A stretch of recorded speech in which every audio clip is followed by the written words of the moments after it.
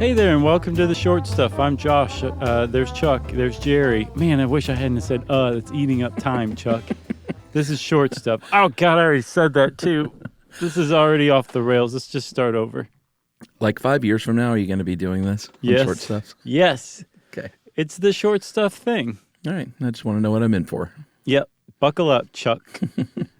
So I heard you talking to Jerry as I sauntered in. Yeah. Saying that you've never had a Papasan or a futon. No, neither one. Same here. Good for us, Chuck. That's really like sticking it to the man, you know? Yeah. No, we're anti-Papafoot. We're saying, to heck with you, society and popular culture. We're going to go our own way and use a normal mattress and box spring combination. Yeah, or a regular chair. Yeah. That doesn't think it's a cereal bowl for sex. Is that what they're for?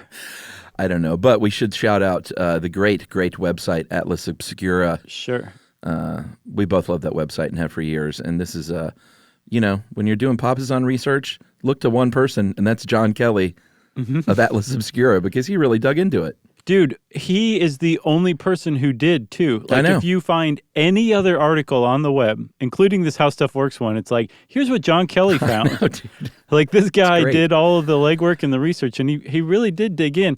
But the beautiful part of the whole thing is that he failed to fully solve the mystery. It's still a mystery, which means it probably will be forever.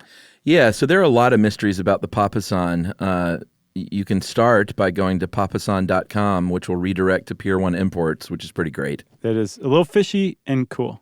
But there are a lot of, like you can't get anything clear as to, like, the origin of the name, right, or even where the chair originally came from or when people started selling it. Yeah. It's weird. But so John Kelly did turn up some tantalizing clues.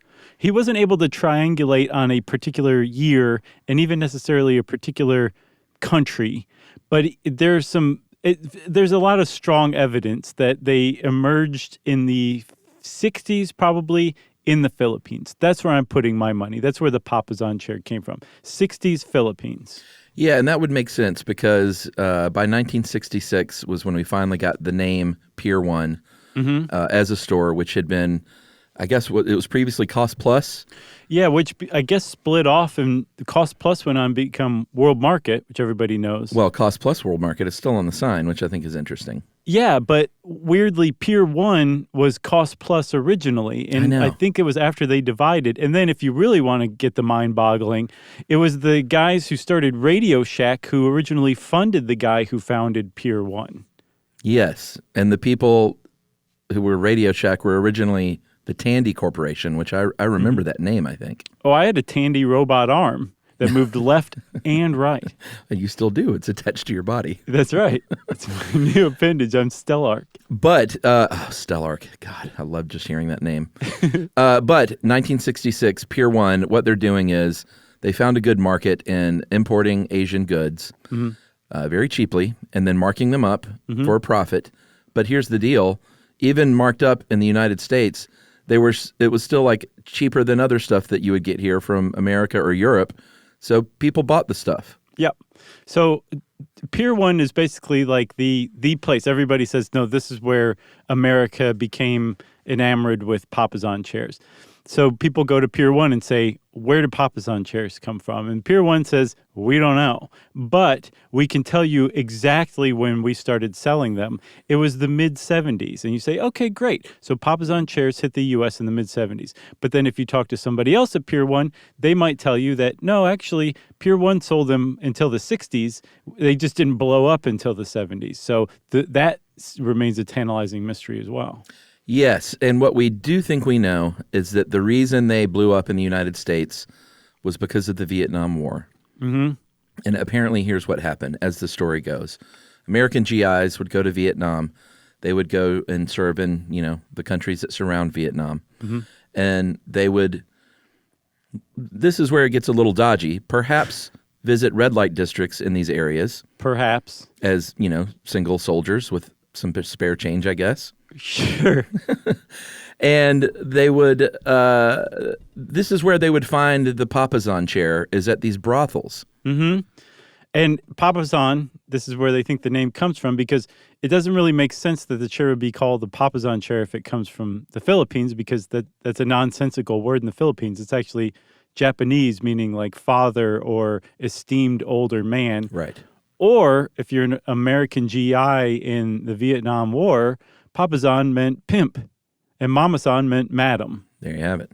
So it's possible, according to John Kelly's research, this is a theory, it's a pretty good one, that American GIs started calling these chairs Papasan chairs rather than just calling them straight up pimp chairs because that's who they'd seen lounging around in them in brothels. That's right. I think this part is fairly interesting. In 1977, there was, and I guess in the surrounding years, but this is when this issue came out, but there was, I guess, a magazine called Mac Flyer, M-A-C, capital M-A-C, Flyer, and it was issued by the Military Airlift Command Safety Office. And there was a character, Major C.R. Terror, who was a pilot, fictional pilot, obviously, and it was all about his crew and their antics and stuff like that. And there was one issue in 77 that said this, and this is the guy's like doesn't know what to get his wife for Christmas. That's the setup. So he gets her everything. And he says this, she's got that wombat skin coat. I brought her back from Athens.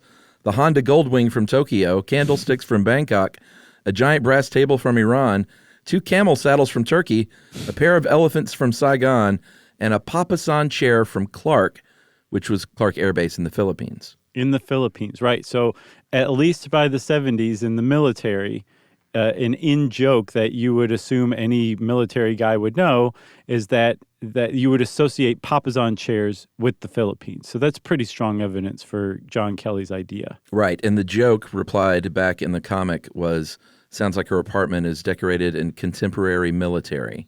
Wah, wah.